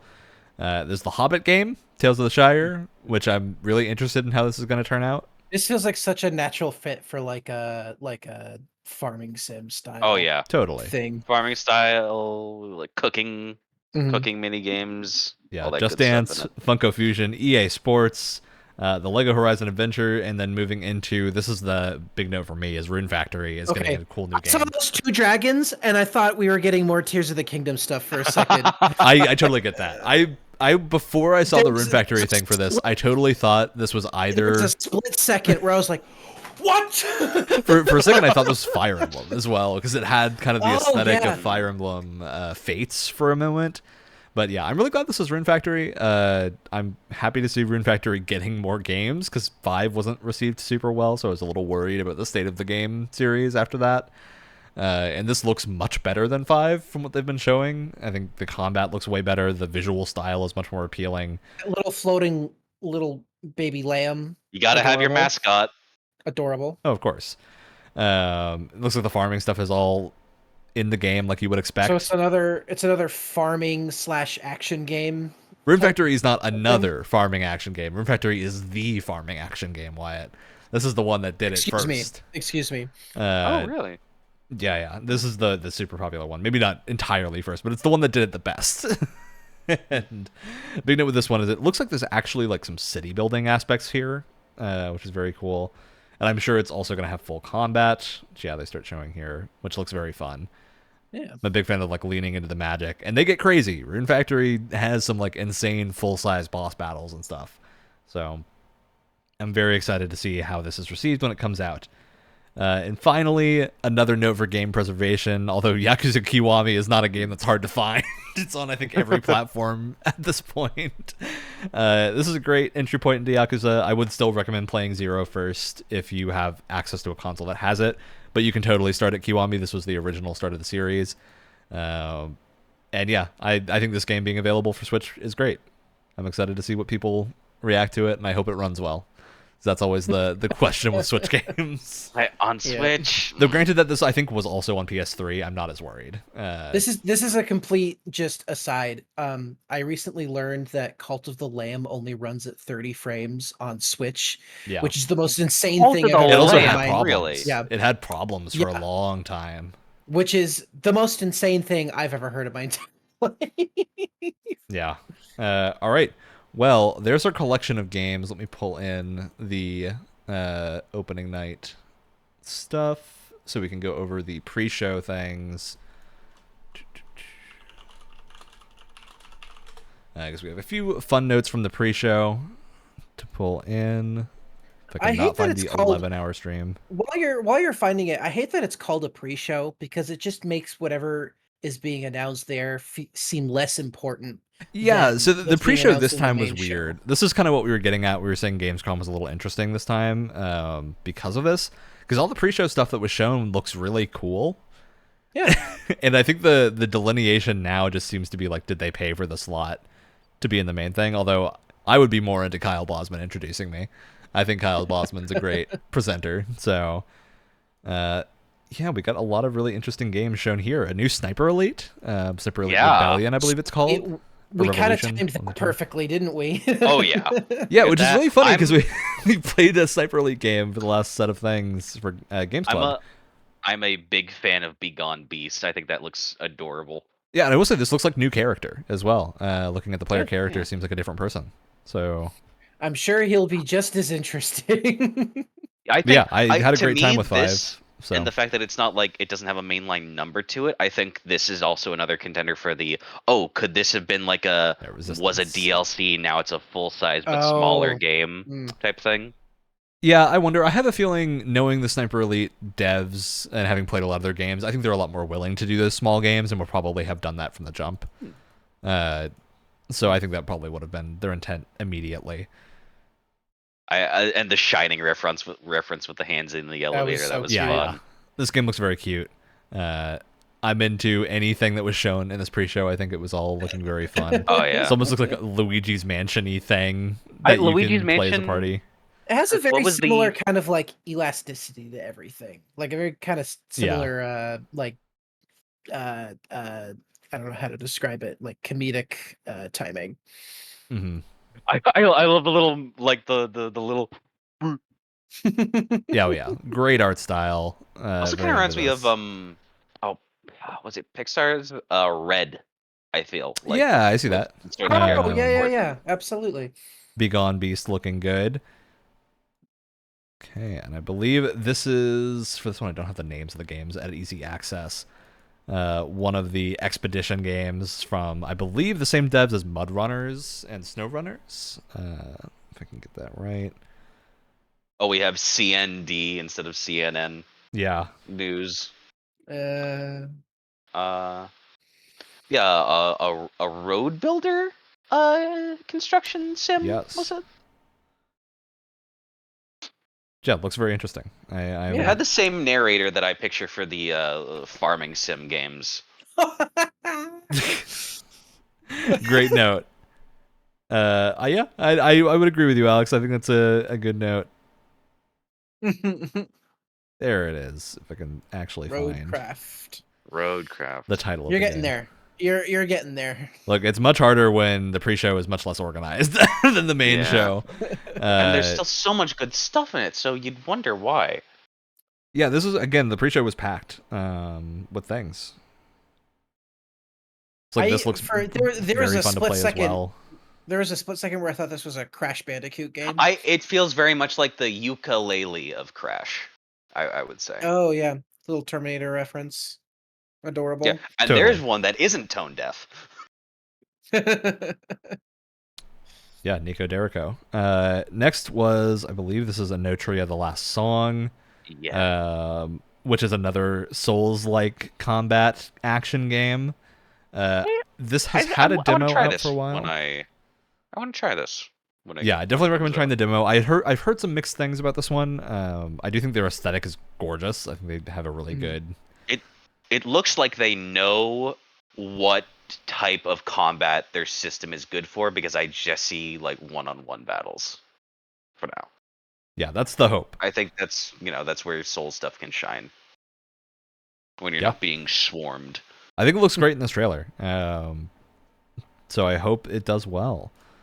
All right. And After then I Inotria. swear to God, for that like beast thing at the end, who was the what was it? What was his name? The guy who played Count Dooku, Christopher. Christopher Ooh. Lee? Christopher Lee. Yes, I that like Sorry, if you said lion Saruman, I would have monster. gotten it instantly. That God, that lion thing at the end sounds like it has a voice very similar to him. So that got Oh, me. I'm just like, interesting. oh, I love the sound of that. Very Oh, cool. we have more stuff for Cairn. Yes, more Yeah, gameplay Karen was in the looking things. pre-show. Was This a was the few slightly miniature more. songs. It almost seemed like horror survival themed. Yeah, with the big scream climbing at the game. end. It just seemed angry. Yeah, like angry climbing. Yeah. Yeah, Jusant was great. So I'm curious if we're gonna get this trend of climbing games. If this will be another good one. I am absolutely 100% down for climbing games to become a trend. I love them. It's like a Okay. And it gives me Strand more type game, but motivation you're to get back to the going gym. vertically. All right, that was Cairn. Oh my gosh, yeah. Oh, the Um, anti-cozy game, as Yeah, the anti-cozy time. dev puts it. This is, I forget believe it's what it's called called. We Harvest Farming Shadows. and depression sim. Yeah, We Harvest Shadows. It is a horror survival farming game, Which is fascinating. that's awesome. Love that. Yeah, I'm interested in this one just because I'm a big fan of farming games, and maybe they could use a little bit more horror survival. Also, that's pretty ambitious for because it's a solo dev, right? Yeah. Yeah, It's I believe pretty. so. That's pretty crazy. Okay, let's hop into Oh, what is that? which game this was. Isla. Isla? Aila. It's another horror-looking game, and it looks terrifying. The barbed wire with the gun at the top, I don't like it. It gives me the heebie-jeebies. God, to be Yeah, it looks put like- into first person when my character's in a saw trap? Jesus Christ. Yeah, it looks like horror action. Maybe I don't know if it's going to lean more towards kind Yeah. of like Resi 4, maybe something like I was thinking Alien Fear Outlast, Isolation. kind of. Oh, sure. Mhm. It also seems like there's some AI storyline going on too, with it being VR. It seems. Next was Journey to the Savage Planet. Is going to be a sequel and Revenge of the Savage Planet. Of the Savage Burger Planet. Yeah. Squirts. Which oh is no. Which is one of our Games Club games. Actually, was the for the first next month. one. This looks great. I'm actually super into this. I was actually surprised that I just missed out on playing Journey to the Savage Planet. Me too. So- Picking it for Game Pass was my excuse to finally play it because I've been putting it off for a long time. And the history for this has been kind of interesting. I don't know if you know about the history of this developer because it's technically under a different developer name, but it's all the same people. Because what happened was the first game became a Stadia exclusive. Oh. And then I think after Stadia kind of went belly up, there was some complication with the studio that worked on it, and so they're under a different banner now. But I think from what I understand, it's most, if not all, of the same people. Oh, that's nice. Yeah, so I'm glad they were able to continue working on it. All right. Oh, Next Then we we have have- Enzoi. Okay. The Sims, but more realistic. Hyper realistic Sims. Sims where if you push them directly down the uncanny valley. Oh boy. So okay, I don't play these like Sims type games much, but my girlfriend does, and so I wanted to get her reaction to this, and she had a viscerally negative knee-jerk reaction to all of it for two reasons. One is because again, it's too uncanny valley, and they look realistic, but just too off to really. It's kind of uncomfortable to look at. And I think the other thing for her is that there's a lot of use of like AI elements. So like you can have like AI generated wallpaper and that sort of Oh thing. And I think that was no. something that she That wasn't super does- into. I I was need gonna to say, double given- check. I need to double check if that's the case, but it was something like that, and she was very not down for that. Given how soulless the splash art looks, I wouldn't doubt that. Look at that. Well, no, not in like marketing or anything. It like generates like patterns for wallpaper and that kind of thing from what I understand. Yeah. Um, I don't know. I'm curious about this just because I do tend to like the Sims games, but think they're generally not actually worth spending a ton of money in like the request. If you find the Sims 3 on sale, I think it's a great pickup, but Sims 4 is definitely a step back from that. I want there to be some competition, and Inzoi's one of the up and comers, but I'm not entirely sure it's gonna nail it from what I've seen. Okay, Tribe 9 is a very interesting one for me. I have no idea what it's about from this trailer. There's not. It is hard to tell what this game actually is.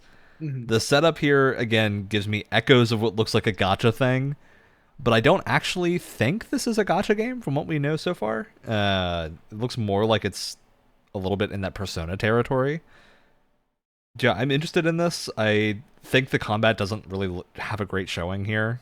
I wouldn't say it looks super impactful from what we see, but I'm into this art style. I like the whole pixel art traversal. Yeah, Are we'll we see. playing the puppy? Who knows, Alex? I don't have answers for you. I haven't played this game. Yeah, I'll be real curious if this is coming out and it's going to be another action gacha, because I think right now, like, the action gacha stuff is cornered by Wuthering Waves and Zenless Zone Zero being the two new big ones. I do We're wonder about to if start to it's get if it's action kind of gacha a. fatigue. I do wonder if it's some sort of like JRPG style overworld, and then the random encounters are these like 3D action like battles, which is kind of Yeah, that would be interesting. cool. That'd be neat. I always just get nervous when they say it'll be on iOS and Android as well. Oh yeah, that's not a great sign. All right, next we had Directive 8020. Oh, I don't think we actually get any real gameplay for this, but the style looks cool. no. Very I'm hoping gross. this It does better reminds than me the of Callisto Protocol. It reminds me of the thing. Which is the way that this Totally. gross alien thing Oh, works. I didn't catch that it was a Dark Pictures game. It's that's cool. Oh no. Ah, yeah, Oh I no. wonder. I didn't expect that from. Oh well, Dark Pictures, they go all over the place, different settings and that kind of thing. Let's hope it's a good one. Dark Pictures games, like, is A little hit or not miss, been, but a little, a little. They had a bad one most recently. I think it's time for a good one. all right. Well, we end the pre-show with Terry Bogard in Street Fighter 6, and I will say he looks much better in this trailer than he did in his initial reveal trailer, where he looked real goofy. That's pretty much it. So that's it for our pre-show stuff, and we'll just freeze frame on Kyle Bosman right here. Oh yeah, What a great face. For our talk about the finale. So, anyone have like big highlights from either Gamescom or the Nintendo show here that they want to mention? I mean, the things that stick out to me, I really want to know more about Neva. I want my hands on that, on like a demo or something. That would be great.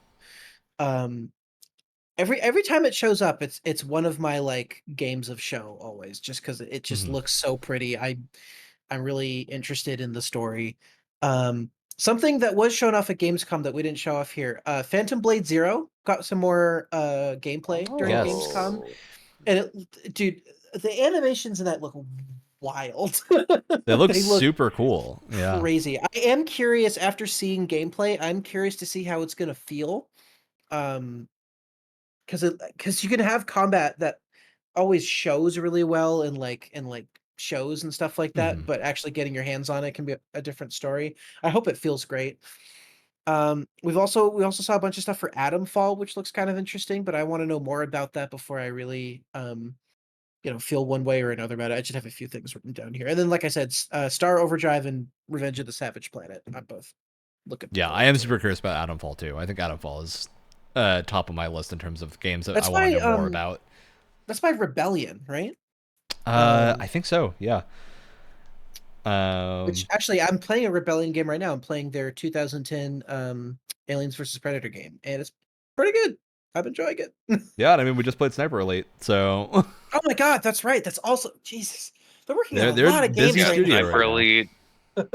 Yeah, it is a Rebellion game.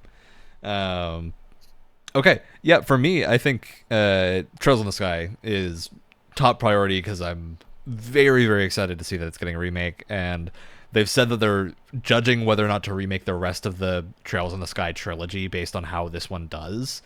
So I'm really hoping that it does well and we can get a remake. The weird thing I was going to mention with it that I didn't is that it seems like right now they're only putting it on Switch, which I really hope they change their minds about that, just because it seems Because like that's already gonna like skew their numbers for it to like yeah, like not it's just be viewed it's good limiting enough to it do the rest of them. for seemingly no reason. Because we know Falcom can release on everything. Like we've seen them, all the last Trails games have come out on Switch, PC, and everything. So it seems really weird for them to focus on this one, just putting it on Switch for seemingly no reason, unless there's some exclusivity thing. But I highly doubt there is with Nintendo's business. It seems very strange. So yeah, I want to see that on every platform, and I hope they change that before they launch it, because I think that game would do gangbusters on every console and not just on Switch. Especially because if they want to get more people into Trails, that's the game they need to play. So I really hope that gets on more stuff. I'm also super into, we didn't get to see, strangely, Echoes of Wisdom, the Zelda game. I sort of mentioned it because it wasn't shown here because it wasn't an actual Nintendo Direct, but that's coming out relatively soon. So Looks really cool. I'm excited to see that one. I am super into it. And then Rune Factory. I think Rune Factory for me is also up there in terms of what I want to see. All right, Alex, you got anything big from that? Oh, rapid fire. Yeah, I'm excited for a whole bunch of I know you mentioned you were excited about Date Everything. Yeah, Date Everything to a somewhat lesser extent, because that's just going to live rent-free in my head. For actual gameplay stuff, I'm really excited for Begone Beast, because not only does that look incredibly charming and cute, but that looks like a fun sort of like Monster Party game deal going on there. I'm very interested to see how Inotria performs. Like I said, I'm on because I I'm still somewhat in that Souls era. I think Yeah. from my kick. Very excited about Karen because I need more climbing games now that I finished Jusant. What else was there from the? It's a lot of games to go over. That's kind of I the do also point. want to give a little shout out again to Kings of Meat. I think Kings of Meat looks very interesting. Yeah. And I think from that trailer it could be bad, but I definitely I am leaning on the side that I think that game is going to be really fun. I think getting a goofy little like action dungeon platformer thing. It seems like I think someone had mentioned it. It's probably another Min-Max call out, but I think they mentioned that to them it looked like a more approachable Meet Your Maker, if anyone remembers Meet Your Maker. Yes. Which was the crazy yeah. biopunk dungeon builder, which I played a fair bit of last year. They were going really heavy into the dungeon builder stuff for us. Which Meet Your Maker, like I think is a super interesting concept, but it immediately became exactly what everyone was worried it would be, which is like just hyper lethal online stuff and extremely hard to progress. And I also just think that art style is like relatively unappealing to the masses, even if it is really cool for a certain subset of people. So I'm a fan of the fun-looking art style. All right, that's highlights from the show. I know briefly, Wyatt and I've been playing Star Wars Outlaws, and we want to mention it while we have a chance. And I will say, I think we'll at least be talking about this game more as we're playing through it. If we both are aiming to finish it, I think we will do a games club on it, because we're going to have enough to talk about. I would love to. There's a lot to talk about. Both of us are still on Tashara. We're on the starting planet after the tutorial section. So we're not super deep in, but I think overall we're pretty positive. Yeah. So the way I described it to Ryan is this game is kind of a roller coaster. There's a lot of highs. There's a lot of lows. but then you get to the end of the roller coaster. It comes screeching to a halt, just like, shh, and you're like, I think I liked that. I think that was fun. Maybe a little jerky at spots, but maybe really jerky in some spots, especially if you're sitting on that speeder. Oh yeah, I similarly, like, I think I said this is like a perfect 7 out of 10 for me. It might go up, it might go down as I'm playing it more, but I do think it's a 7 out of 10, not in the sense of like everything is a 7 out of 10. It's a 7 out of 10 because there's a lot of things that are a 10, and there's a lot of 5s and a lot of 9s. Yeah, I mean, highlights. Obviously, the Star Wars coat of paint on everything is really, really well done. I will say, I think that's like the real thing with this game is it's gorgeous. It is absolutely beautiful to look at. It is insane gets how Star Wars more people are right. saying. It is insane how people are saying that it doesn't even look like a game that came out in this generation. You're insane. You're a crazy person. I'm sorry. At that point, I Anyway. have to question what you're looking. Although I do agree with for facial animation. I do think there's definitely some like terrible. super weird facial animation bits It's in terrible. conversations. Yes. But like the kind of the Star Wars vibes are there, which I think is like for a Star Wars game, one of the most important things you have to get right. Yeah. I think the syndicate system in terms of like actual gameplay and systems in the game is the highlight. It sounds very simple on paper, but when you look at how much it actually affects other parts of the game, it's actually very complicated. Especially when it like affects the choices that you make when you're picking like what quest to do and stuff. Like it makes you think about what you actually want to do in what order, because you don't want to accidentally go against a faction you like when you're trying to rep them and stuff like that. Reminds really me cool. it reminds me of the Cult of Cosmos in Assassin's Creed Odyssey, in that it seems really simple. It's like, oh, there are these targets that you have to kill, but the way that you have to discover these targets and how they put information about all of these different people just everywhere in the game, it becomes very complicated. It's very similar here, where they try and sneak it into as many systems as possible, and it's really well done in terms of just integrating itself into the whole game. There's a So lot of that's things been to a be lot of said fun. about AC Odyssey. I really liked that sort of detective board Oh, target yeah. Well, it discovery felt thing. like that's what made it feel like an Assassin's Creed game. You got a list of contracts and you got to find out where they are. Yeah. And you get a lot of that too here. If you like intel that you have to examine, and you get more information or like a full quest out of it when you examine that intel Yeah. more. You can tell that they were definitely trying to get away from the typical Ubisoft formula of like revealing tons of map markers everywhere, radio towers, that kind of thing. They really avoided that, and they were trying to have you more listening in on conversations for tips about a specialist Yeah. that can upgrade your speeder and that kind of thing. Which I thought was really well done. Very cool. Where it starts to fall apart is the combat and the stealth. Yeah, it honestly, like, the reason I do so much stealth is because I kind of don't want to do the combat. Like, and a lot of that just comes down to like it's super awkward to do even like use a grenade. Like you have to hold on a D-pad button and then hit another thing and then throw it with the trigger. It's like a 3-step process to use a grenade in combat. Which is really strange because this is from the Division team. So you'd think they would know how to handle like a third-person combat control scheme, but they're really missing the mark here on that. It feels like their first attempt at a third-person shooter. It's very strange. And the other thing, again, I was surprised because this is a massive developed game. Their AI is just not up to snuff at all, which is shocking because the AI, especially in Division 2, is actually pretty good. They do a really good job of trying to flank you and trying to hit you in all your blind spots and stuff, and trying to use their like enemies trying to use their abilities at just the right time. Here they just kind of like slowly walk around and just kind of shoot at you. Well, it feels like, and I was explaining this to Ryan before we started the show, but it feels like a Aliens Colonial Marines situation where the game was rushed so much that there was one typo in a script that had to do with the xenomorphs like movement, and it completely messed up their pathing entirely, which is why they were so stupid in Colonial Marines. I'm not saying that's what happened here, but it feels exactly like that. Yeah, where it's like they just don't know where to go or what they're doing. PS3, Xbox 360 era stealth enemies.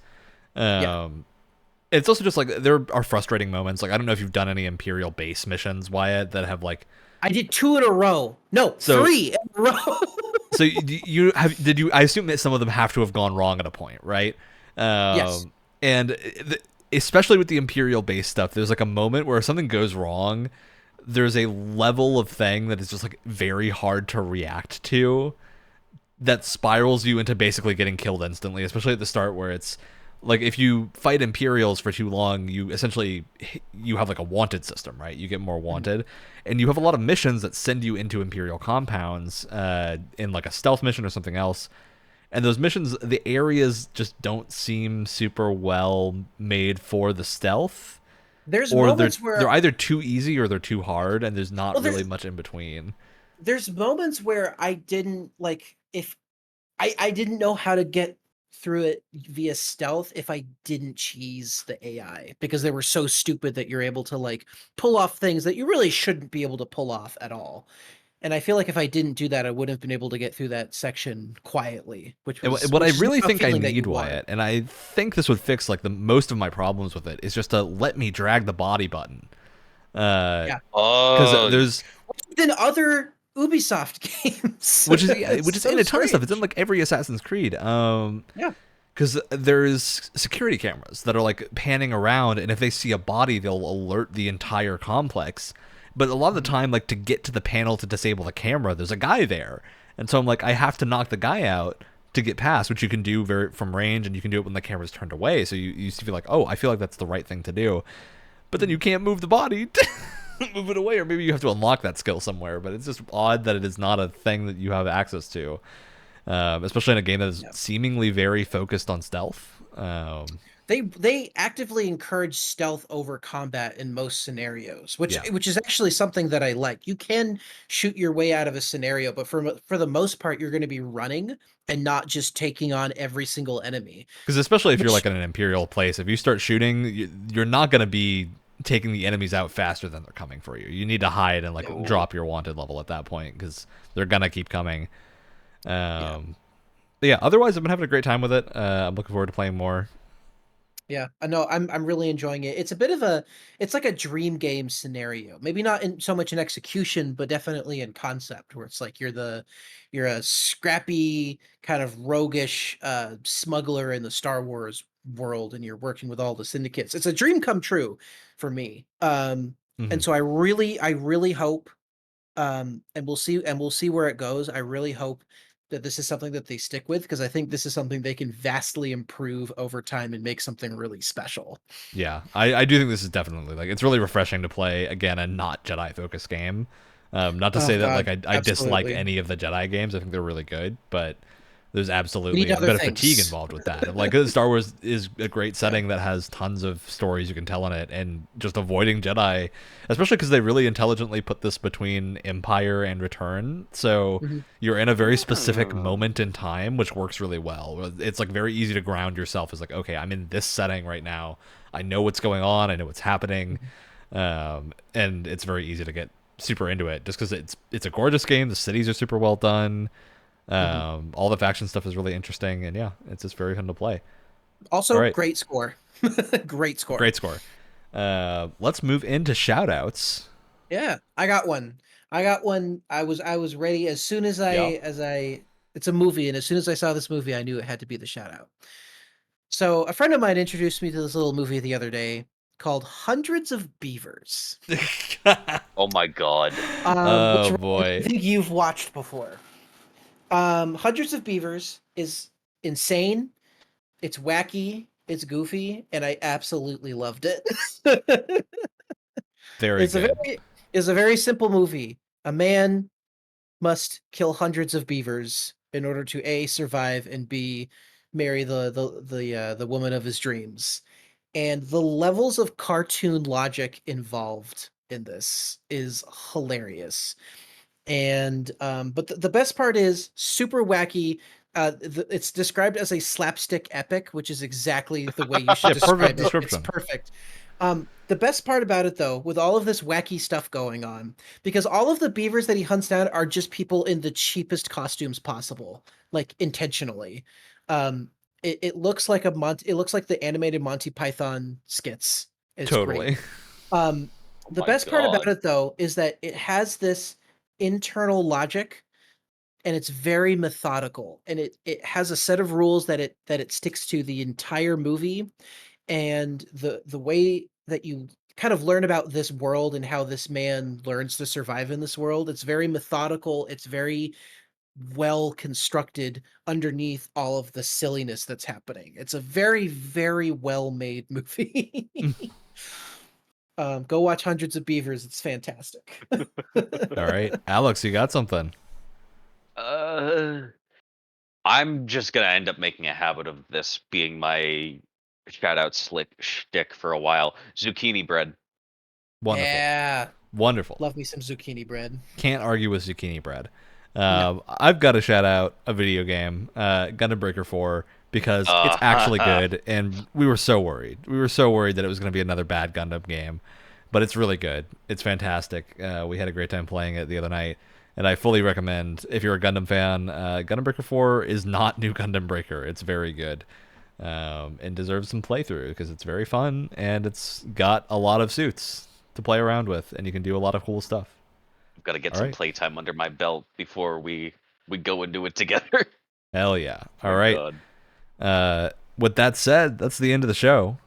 As always, we'll be out Tuesdays on the Podcast Public Retorts, YouTube, and Twitch. Catch us next time. That's it. That's all Also, I got. the Star Wars alien that I was trying to remember from like an hour ago. It's an The what? I love that you went to Bespin and Cloud City for them first. that was the first appearance.